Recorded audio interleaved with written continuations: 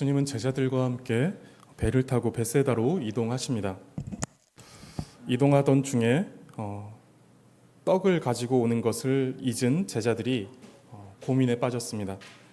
그런데 사실은 고민할 이유가 전혀 없었던 문제입니다. 왜냐하면 오병이어와 칠병이어 사건을 통해서 제자들은 적은 물고기와 적은 빵으로 수많은 사람들을 배불리 먹이시고 12바구니와 7광주리를 남기시는 그 일들을 예수님의 능력을 경험했기 때문에 그렇습니다. 예수님의 손에서 떼어져 나오는 떡을 직접 받아 굶주린 이들에게 나누어 주었고 남은 음식을 바구니와 광주리에 모은 것이 제자들이었습니다. 이 굉장한 사건을 어떻게 잊을 수 있겠습니까? 그런데 제자들은 잊어버렸습니다. 그건 그거고 지금 코앞의 현실은 현실이었던 것이죠. 그 사건이 지금 이 코앞에 있는 현실의 문제 속에서 어떤 영향을 끼치지 못했던 것이고 그것이 어떤 상관관계를 갖지 못했던 것입니다. 현실의 문제에 함몰되어 문제를 능히 해결하시고 문제보다 크신 예수님을 보지 못한 것입니다. 그들이 예수님만 온전히 볼 수 있었다라고 한다면 떡이 하나밖에 없는 현실은 아무것도 아니었을 것입니다. 전혀 고민할 거리가 되지 않았을 것이다라는 것이죠. 성도님들, 지금 제자들의 문제는 떡의 문제가 아니라는 것을 생각해야 합니다. 예수님께서 떡 5개로 5,000명을 먹이시고 7개로 4,000명을 먹이신 능력을 떠올려서 예수님께서 또 떡을 만들어 주시겠지라는 것을 생각하는 것이 문제가 아니다라는 것입니다. 이들의 문제는 예수님께서 살아계신 하나님의 아들이시며 또 그리스도이심을 볼 수 있느냐라는 것의 문제입니다. 우리의 삶에 수많은 문제와 고민거리들이 쉴 틈 없이 찾아옵니다. 이거 고치니까 저게 망가지고 이거 해결하니까 저기서 문제가 생깁니다. 오래되고 낡은 건물 유지 보수하듯이 인생이 늘 하자를 보수하며 지내는 것 같아 보이기도 합니다.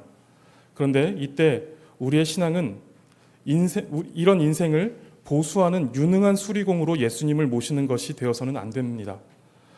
우리는 이 문제투성이의 인생이 아무것도 아닌 것처럼 느껴질 만큼 하나님의 영광으로 우리의 마음이 가득히 차올라야 합니다. 우리 인생의 배에 함께 타고 계신 그 예수님의 위대하심에 푹 빠져들어야 한다라는 것이죠. 그래서 우리가 가지고 있는 문제들이 아무것도 아닌 것처럼 느껴질 만큼 하나님의 위대하심에 또 하나님의 그 놀라우심에 우리가 푹 빠져들어야 한다라는 것입니다. 신앙은 하자 보수하는 것이 아니라 전혀 새로운 삶을 사는 것입니다. 우리의 안목, 우리의 지성은 죄로 너무 오염되어 하나님의 영광, 하나님의 능력, 하나님의 아름다움을 온전히 보지 못하고 그것을 온전히 이해하지도 못합니다. 그런데 이것을 그 하나님의 능력, 하나님의 영광, 하나님의 아름다움을 우리가 조금이라도 맛보고 또 깨닫게 된다면 어떨까요? 그렇게 되면 우리의 인생은 전혀 다른 인생이 될 것입니다. 하나님의 영광을 우리가 조금이라도 맛보고 그것을 날마다 우리가 경험하며 살아간다면 전혀 다른 인생을 우리가 살아가게 될 것인데 우리는 이 땅의 작은 일들에 얽매이지 않게 될 것이고 또 굉장히 그러한 것들에 너그러워질 것입니다. 떡에 대한 고민과 문제 해결이라는 우리의 관심과 우리의 만족을 하나님에 대한 지식, 하나님의 영광이라는 주제로 끌어올려야만 합니다. 우리는 계속해서 이 떡에 대한 문제에 너무나도 많이 관심이 있고 그것에 너무 많이 우리의 마음을 두고 있기 때문에 그것으로 너무 많은 염려와 너무 많은 걱정에 우리의 마음과 에너지와 우리의 시간들을 빼앗기게 됩니다. 그런데 우리는 그러한 삶을 살아가는 존재가 아니다라는 것이죠. 거기서 우리의 관심, 우리의 기쁨, 우리의 만족을 끌어올려야 한다는 것입니다. 끌어올려서 우리의 만족과 우리의 기쁨, 우리의 삶의 목적은 하나님의 영광에 있구나라는 것을 생각하고 우리의 관심, 우리의 생각, 우리의 만족의 그 주제를 하나님의 영광으로 끌어올릴 수 있어야 합니다. 거기에서 우리 신앙의 위대함과 능력이 나타납니다. 계속해서 떡의 문제로 고민하고 염려하고 그것이 해결되는 것으로 만족하고 하는 이것으로 살아갈 때 우리의 신앙에서 어디서 그 위대함이 나타날 수 있고 또 그 능력이 보여진다라고 할 수 있겠습니까? 우리는 더 높은 차원에서의 어떤 주제를 가지고 고민해야 합니다. 언젠가 이제 말씀드린 적이 있는데 개인적으로 스펄전의 이 설교를 좋아합니다. 제가 내용인데 한번 읽어드리겠습니다. 여러분의 슬픔을 잊고자 하십니까? 여러분의 염려를 잊고 싶으십니까? 그렇다면 신성의 깊고 깊은 바다에 잠겨 보십시오. 하나님의 광대함에 몰두해 보십시오. 그러면 여러분은 안식처에서 나오는 것처럼 기운을 차리고 생기가 돌 것입니다. 저는 신성이라는 주제에 대해 열심히 묵상하는 일보다 더 영혼의 위로를 주는 것을 알지 못합니다. 슬픔과 비탄에 굽이치는 파도를 그처럼 진정시키며 시련의 바람을 평온하게 해주는 것을 알지 못합니다. 지금 스펄전이 설교하고 있는 내용은 하나님의 깊고 깊은 그 신성에 우리가 잠기게 될 때 우리의 슬픔, 우리의 염려, 이것은 이제 아무것도 아닌 문제로 되어진다라는 것이죠. 그래서 우리가 진정으로 위로를 얻게 되고 진정한 해결을 얻게 되는 것, 우리가 하나님의 그 신성에, 그 깊고 깊은 신성에 잠기고 거기에 몰두하는 것, 이것이다라고 지금 스펄전이 말하는 것입니다. 제자들에게 있어서 진짜 문제는 떡의 문제가 아니라 예수님을 온전히 바라보는 것이고 그분의 크고 깊은 신성에 빠져드는 것, 이것이 이제 제자들이 가지고 있는 문제입니다. 그들이 예수님의 이 깊은 신성의 바다에 잠겨 있었다면 그들은 고민하지 않았을 것입니다. 성도님들은 어떠신가요? 슬픔이 있고 고민이 있다면 그 문제가 해결되어야겠죠. 그런데 그보다 더 시급하고 더 완벽한 해결은 문제가 사라지는 것이 아니라 하나님을 바라보는 우리의 영혼의 눈에 있습니다. 우리가 하나님을 어떻게 바라볼 수 있느냐, 우리가 하나님께 얼마나 깊이 잠겨 있을 수 있느냐라는 것이죠. 마가는 이 문제를 지적하고 있습니다. 제자들의 그 연약한 영의 시력을 지적하고 있는 것이죠. 오늘 본문은 단지 맹인 한 사람을 고치시는 것이 아니라 그 치유 사건으로 제자들의 눈먼 상태와 그것을 고치시는 것을 보여주는 모본으로 본문의 내용이 등장하는 것입니다. 그래서 깨닫지 못하는 제자들의 모습이 앞에 놓여지고 오늘 본문이 등장합니다. 그리고 이어지는 내용을 보시면 베드로의 신앙 고백이 나옵니다. 이 문맥이 그렇다라는 것이죠. 우리가 지난주에 보았던 제자들이 깨닫지 못하고 있는 모습을 보여주고 온전히 예수님을 보지 못하는 모습을 보여주고 오늘 본문이 이제 등장하고 그 다음 베드로의 신앙 고백, 주는 그리스도시요 살아계신 하나님의 아들이십니다라고 하는 이 고백이 이어지고 있다라는 것이죠. 그래서 이 문맥 속에서 의도와 의미를 확인하게 되는 본문이 오늘 본문입니다. 오늘 본문에서 예수님은 벳세다에 들어가십니다. 그리고 그곳에서 사람들이 한 맹인을 예수님께로 데리고 와서 그에게 손을 대어 주시기를 구합니다. 예수님은 병자를 고치실 때 자주 손을 대시면서 병을 고쳐 주셨습니다. 그래서 이 사람들은 예수님께 나올 때 아예 고쳐 주세요가 아니라 손을 대 주세요라고 이렇게 청하고 있습니다. 우리는 이러한 것을 주의해야 합니다. 왜냐하면 어리석은 죄인은 그 행위에 집착하기 때문에 그렇습니다. 예수님은 많은 경우 손을 대시어 병을 고치셨지만 언제나 그렇게 하지는 않으셨습니다. 수로보니게 여인의 딸의 경우 그 딸을 만나지도 않으셨지만 그에게서 귀신이 나가게 하셨습니다. 중풍병에 걸린 하인을 고쳐달라며 찾아온 백부장의 간청에 그의 집으로 가고자 하셨지만 이 백부장이 말씀만 하옵소서 그러면 낫겠습니다 라고 하는 그의 믿음에 예수님은 말씀만으로 그 하인을 고치셨습니다. 회당장 야이로의 딸은 손을 잡으시고 달리다굼이라고 말씀하심으로 그 딸을 살리셨습니다. 혈루증 여인은 예수님의 옷가에 손을 댐으로 병이 나았습니다. 베드로의 장모는 예수님께서 손을 잡아 일으키심으로 그의 그 열병이 낫게 하셨습니다. 예수님의 능력은 어떤 특별한 행위나 주술로 되어지는 것이 아니라 예수님의 그 존재 자체에서 흘러나오는 것입니다. 그래서 우리는 어떤 사람이 이렇게 기도했더니 응답을 받았더라, 이렇게 했더니 복을 주시더라, 이렇게 했더니 병이 나았더라 라고 하는 이런 일률적이고 기계적인 방식의 신앙 형태를 조심해야 합니다. 누구나 다 똑같은 방식으로 이렇게 하면 은혜를 받는 것이고 이렇게 하면은 우리의 신앙이 성숙한다라고 하는 이런 기계적이고 일률적인 방식의 신앙 형태를 우리는 조심해야 한다라는 것이죠. 지금 이 사람들이 예수님께 나올 때 그렇게 하는 거예요.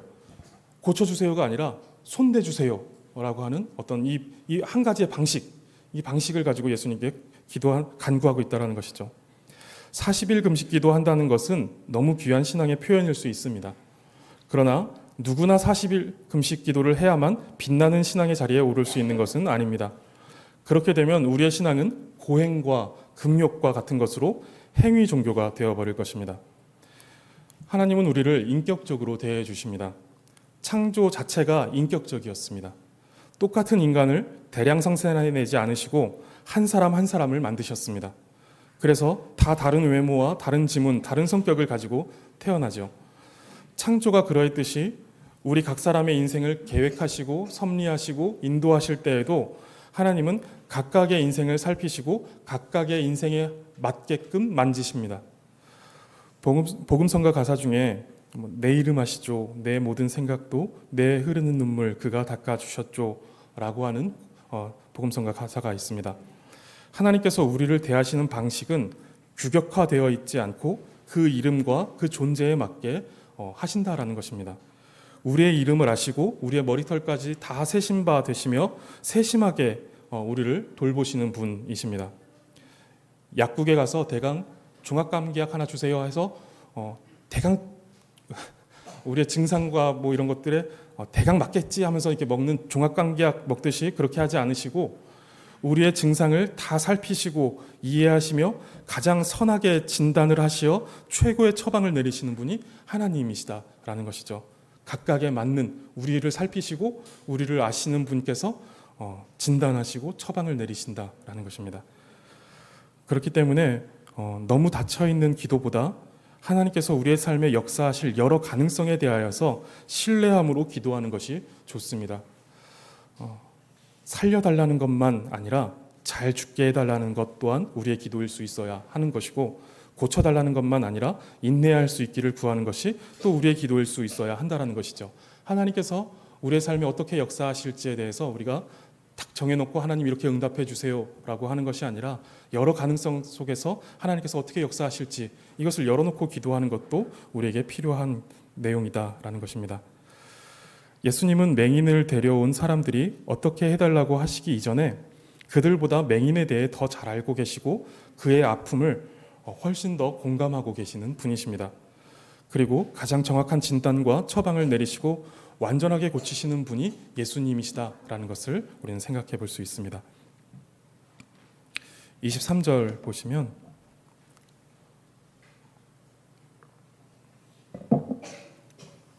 사람들의 손에 이끌려 예수님 앞에 나온 그 병자를, 그 맹인을 예수님은 그의 손을 붙잡으시고 마을 밖으로 나가시어 그 맹인의 눈에 침을 뱉으시고 그에게 안수하십니다.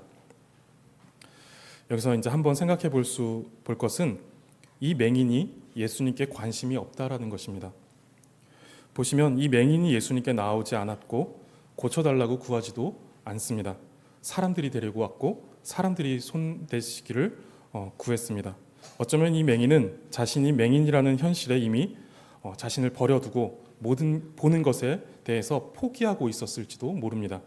그런데 이와 대조적으로 마가복음 10장에 등장하는 맹인 바디메오는 예수님이 지나가시자 다윗의 자손이여 나를 긍휼히 여기소서라고 하면서 큰 소리로 외칩니다.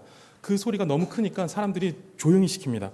그런데 그럼에도 아랑곳하지 않고 이 바디메오는 옷을 집어던지면서까지 보지도 못하는 사람이 예수님께로 뛰어갑니다. 언제 이 맹인이 뛸 일이 있었겠습니까?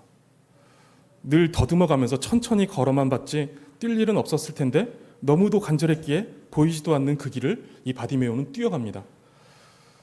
그런데 오늘 본문의 맹인은 그와 비교해 보면 아무 의지도 없어 보입니다.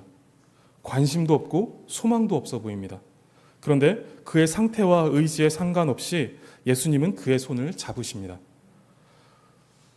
저는 여기서 이 맹인이 예수님께서 그의 손을 잡으실 때 어떤 느낌을 받았을까라는 생각을 해보았습니다. 제가 너무 감상적으로 상상했는지는 모르겠지만 지금 이 순간 세상 그 누구보다 이 맹인을 가장 사랑하시는 예수님께서 그의 아픔과 고통을 다 아시면서 그의 손을 잡아주시는 것이죠. 예수님은 이 맹인을 처음 보았지만 처음 만나는 만남의 현장이지만 예수님은 이 맹인을 알고 계셨습니다.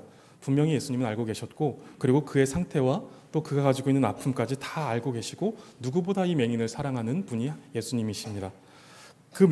그러한 예수님께서 지금 맹인의 두 손을 잡으시는 것이죠.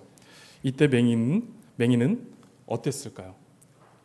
누구보다 자신을 사랑하는 그분의 그 손길을 느꼈을 때 이 맹인은 어땠을까요? 그리고 예수님은 마을 밖으로 그의 손을 잡고 데리고 가십니다. 한참 동안 맹인은 예수님과 둘이 손을 잡고 걸으며 예수님께서 그의 눈을 대신하여 조심해라, 이쪽으로 또 저쪽으로 하면서 그의 걸음을 안내해 주셨겠죠. 그리고 어쩌면 이런저런 대화도 나누었을지도 모르겠습니다.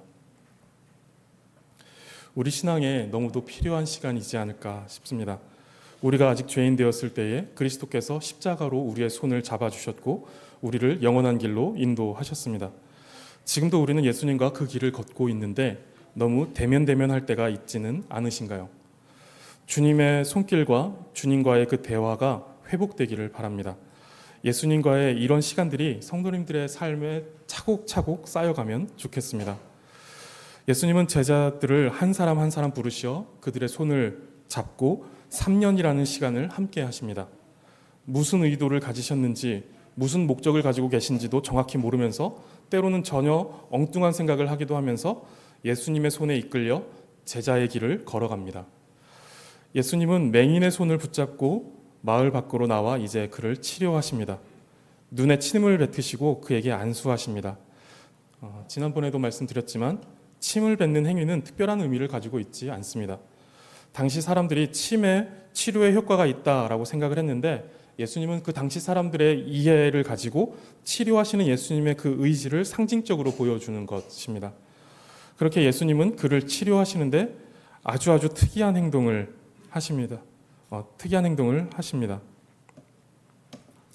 무엇이 보이느냐라고 이렇게 물으시는 것입니다.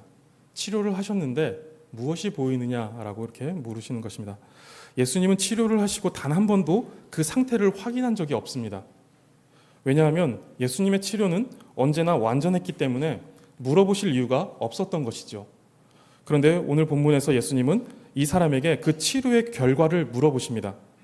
그 결과를 확인하고자 의도적으로 지금 무엇이 보이느냐라고 질문하고 계시는 것이죠. 이 맹인의 눈이 온전히 치료되지 않을 것을 아셨고 그 예수님의 예상을 확인하고자 질문하시는 것입니다. 치료가 잘 되지 않았다라는 것을 확인하고자 질문하신다라는 것입니다. 예수님은 애초에 이 맹인의 치료를 두 단계로 나눠서 하시려고 했던 것입니다. 맹인의 눈은 예수님께서 의도하신 대로 그 첫 번째 치료에서 온전히 회복되지 않았습니다. 그래서 24절을 보시면 무엇이 보이느냐라는 예수님의 질문에 이렇게 대답합니다. 쳐다보며 이르되 사람들이 보이나이다. 나무 같은 것들이 걸어가는 것을 보나이다 하거늘.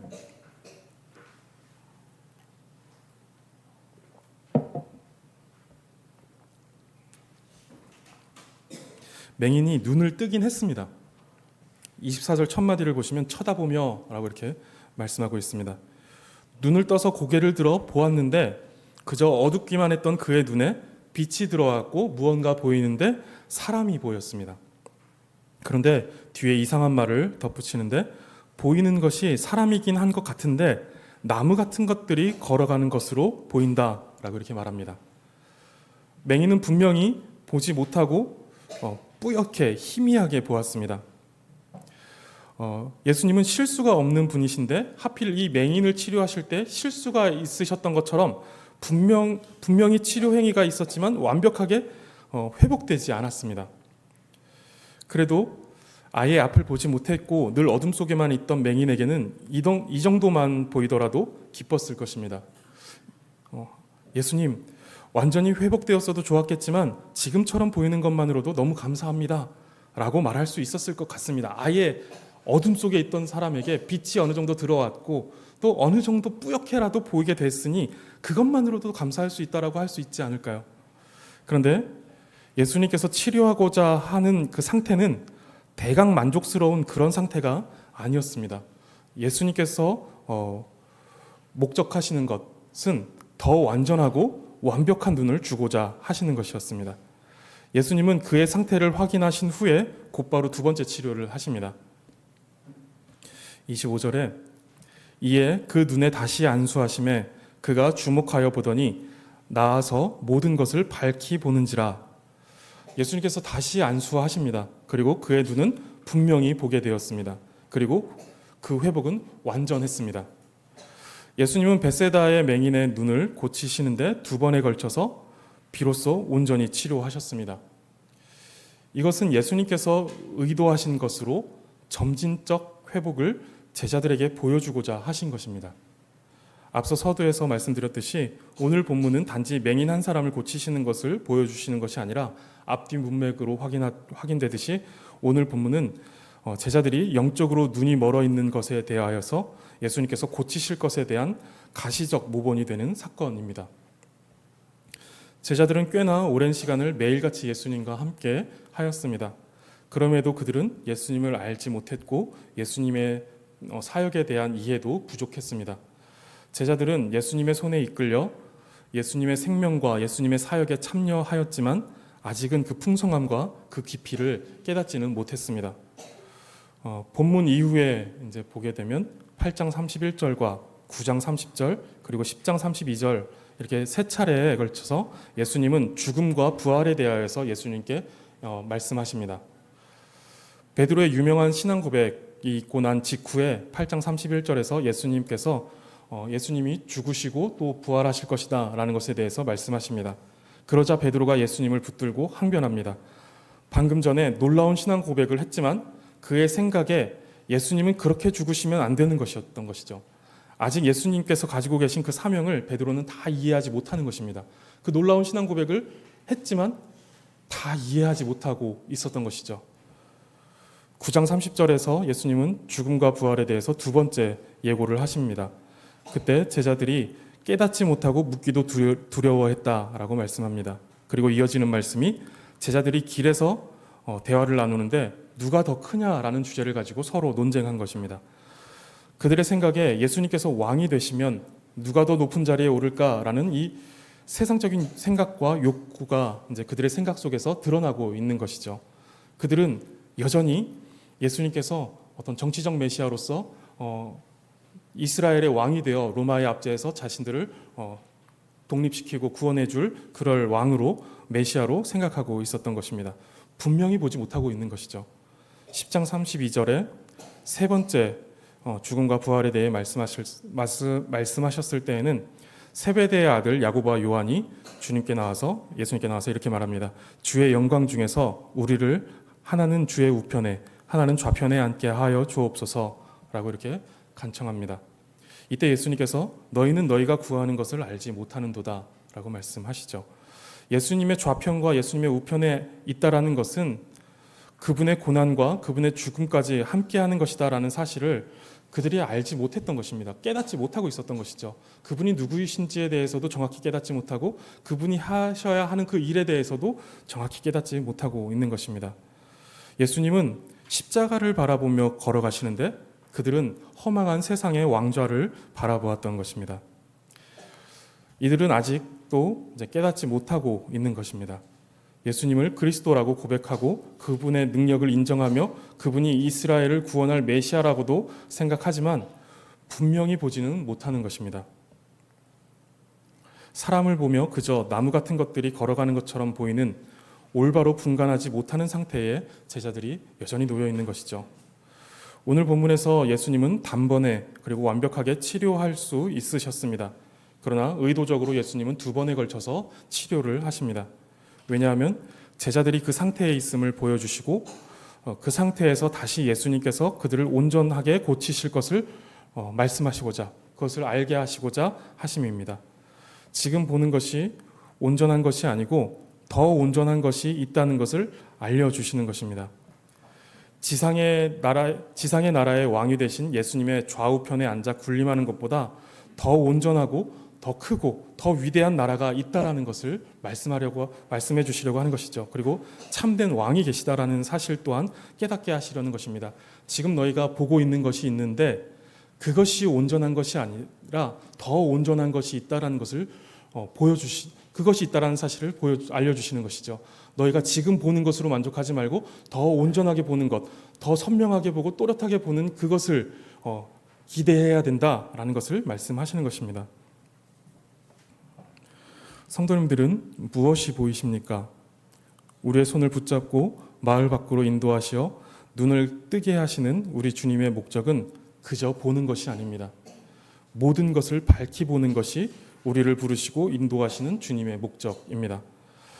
제자들을 부르실 때 그들에게 보여주고자 하신 것은 세상의 영광과 세상의 명예가 아니었습니다. 그저 이스라엘이라는 나라가 민족이 로마의 압제에서 벗어나고 또 그리스도가 왕위에 오르실 때 그 12제자가 그 일을 보좌했던 사람들로서 그 영광을 취하는 그런 일들이 아니었다라는 것이죠. 보여주고자 하신 것은 그것이 아니었다라는 것입니다. 예수님은 그들에게 영원하신 만왕의 왕의 영광을 보여주고자 하셨고 하나님의 자녀가 되는 권세 그리고 성도의 명예가 무엇인지를 보여주고자 하셨습니다. 하나님은 우리에게도 똑같은 것을 보여주고자 하십니다. 고작 떡에 대한 걱정과 염려가 없는 그냥 그럭저럭 괜찮은 삶을 보는 것으로 만족하게 하시려는 것이 아닙니다. 우리의 신앙이 혹시 이런 자리에서 요 정도의 수준에서 만족하고 있지는 않으십니까?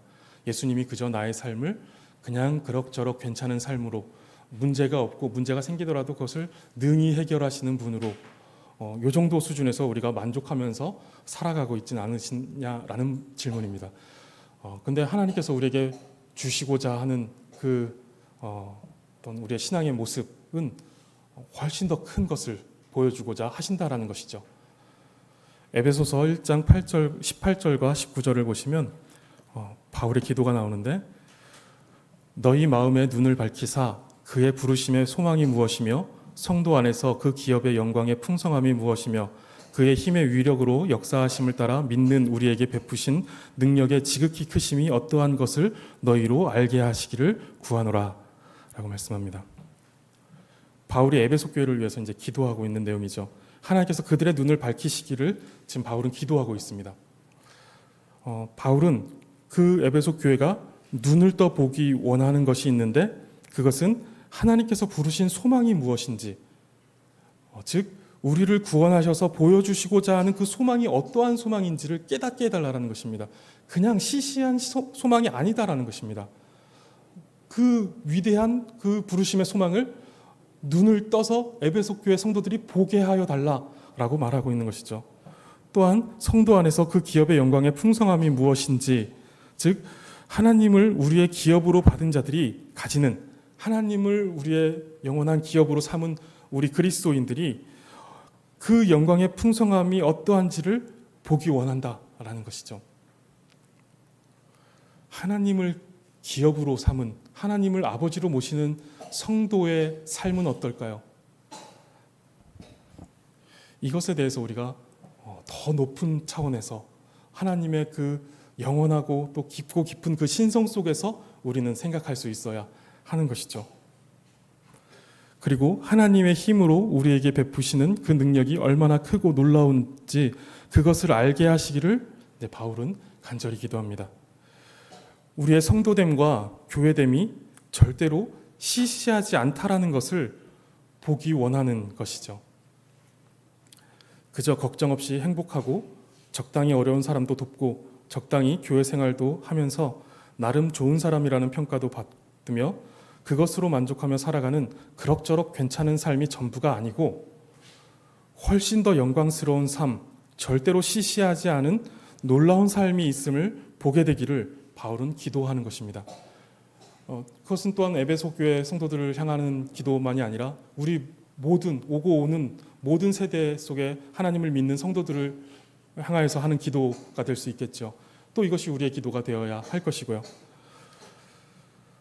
성도님들의 눈에 무엇이 보이십니까? 여전히 나무 같은 것들이 걸어 다니는 것이 보이십니까? 거기서 만족하시면 안 됩니다. 그것으로 우리의 신앙의 마침표를 찍어서는 안 된다라는 것이죠. 그냥 적당히 만족하는 선에서 마침표를 찍어버리면 우리는 더 큰 하나님의 영광을 보는 일에 게을러지게 될 것이고 그것을 포기하게 될 것입니다. 그런데 우리는 더 높은 부르심이 있다라는 것이죠. 더 풍성한 그 하나님의 영광, 그 기업의 풍성함이 우리에게 있다라는 것입니다. 하나님의 더 큰, 지극히 큰 능력이 우리 가운데 있다라는 것을 우리는 경험해야 한다라는 것입니다. 우리의 부르심은 그저 적당한 만족 속에 끝나버리는 거기까지의 부르심이 아닙니다. 우리 기업의 풍성함은 그 정도의 풍성함이 아닙니다. 우리에게 베푸시는 하나님의 능력은 절대로 가늠할 수 없습니다. 날마다 더 큰 하나님의 영광을 소망하시기 바랍니다. 날마다 더 큰 하나님의 영광을 소망하고 그것을 영원토록 날마다 반복해서 하나님의 영광을 바란다라고 하더라도 그 하나님의 영광은 다함이 없을 것입니다. 날마다 우리가 하나님의 영광을 보더라도 우리는 날마다 영원토록 새로운 하나님의 그 영광, 그 위대하신 하나님의 영광을 볼 수 있을 것입니다. 그것이 영원한 하나님의 영광이기 때문에 그렇습니다. 우리 하나님의 영광과 지혜와 능력은 결코 측량할 수 없습니다. 찬송가 가사처럼 하늘을 두루마리 삼고 바다를 먹물 삼아도 한없는 하나님의 사랑과 하나님의 은혜와 하나님의 영광의 극히 일부도 기록할 수 없을 것입니다. 성도님들, 우리가 지금 보고 있는 것은 너무 작고 또 불완전한 것에 불과합니다. 하나님은 우리를 온전하게 보게 하실 것입니다. 그 온전함을 사모하시기 바랍니다. 그리고 그 온전함을 기대하시기 바랍니다. 제자들은 부활하신 주님을 만나고 승천하시며 약속하신 그 성령님을 모시고 살면서 더 크신 하나님을 바라보게 되었습니다. 더 온전히 하나님을 보게 된 것이죠. 그 부르심의 소망이 무엇이며 그의 기업의 풍성함이 무엇이고 지극히 크신 능력이 어떠하심을 또렷하게 보게 되었습니다. 성령께서 그리고 날마다 그의 마음의 가운데 깨닫게 하시는 바가 있는 것이죠. 더 이상 세상의 욕망과 세상의 자랑이 그들의 마음을 채우지 못했고 그들의 만족이 되지 못했습니다. 그들은 너무도 또렷하게 하나님을 보았습니다. 그렇게 그들은 영광스러운 표대를 향하여 달려갔습니다. 하나님께서 성도님들의 눈을 열어주시기를 원합니다. 그리고 아주 밝고 또렷하게 하나님을 보게 하시고 또 하나님의 영광을 보게 하시기를 원합니다. 우리는 아주 높고 영광스러운 부르심을 받았습니다. 맹인이 스스로 자신의 눈을 뜨게 할 수 없었듯이 우리가 이 아주 높고 영광스러운 하나님을 보게 되는 것, 그 하나님의 영광을 보게 되는 것은 하나님께서 열어주셔야 깨달을 수 있고 볼 수 있습니다. 그래서 우리의 가장 깊은 간구는 우리의 눈을 열어 크고 영화로우신 주님을 보게 하소서라는 기도가 돼야 할 것입니다. 우리는 세상의 시시한 것들을 보고자 눈을 뜬 사람들이 아닙니다. 하나님께서 우리에게 보여주고자 하시는 것은 높고 위대한 하나님의 영광, 가늠할 수 없는 하나님의 능력입니다. 하나님은 우리의 눈을 열어 그것을 선명하게 보게 하실 것입니다. 그 갈망과 그 소망이 우리 모두에게 있기를 바랍니다. 기도하겠습니다. 하나님, 우리의 손을 잡으시고 인도하사 눈을 뜨게 하시니 감사합니다. 제자들의 눈이 점진적으로 떠지며 이후에는 가장 높고 찬란한 영광의 표대를 바라보며 달려갔듯이 우리도 하루하루 살아갈 때 주님을 점점 더 크게 보고 우리가 나아갈 표대를 더욱 선명하게 보게 하여 주시옵소서. 이 세상의 염려와 욕심에 얽매이지 않게 하여 주시고 광활한 그리고 깊고 깊은 하나님의 신성에 잠기게 하여 주시옵소서. 감사드리며 예수 그리스도의 이름으로 기도드립니다. 아멘.